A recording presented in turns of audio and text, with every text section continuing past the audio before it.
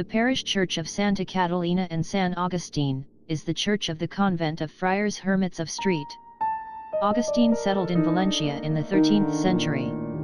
This convent had a cloister next to the church, occupying the adjacent current garden, with 16 arches by band. Another cloister on the north side was built in the 17th century, and the former rose in a plant. During the War of Independence he served as headquarters to the French troops in 1812. The temple was renovated in 1815. After the disentailment of 1836 the conventual outbuildings were used as prison until their demolition in 1904, leaving only the church open for worship.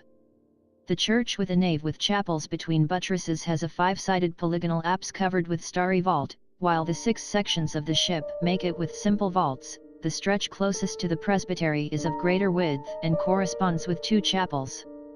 It presents high choir at the foot in which the only original key is located. A Baroque coating was added in 1692.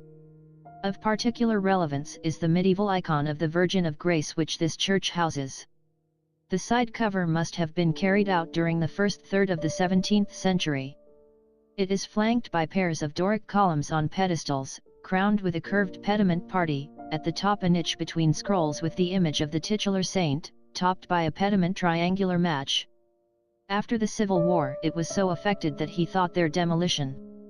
Javier Gorlich made a speech, in 1940, which gave it its appearance today, historicist, with facings of old stone on the eastern wall, formation of low outbuildings at the foot of the apse and provision of new Gothic morphology for the southern facade and bell tower.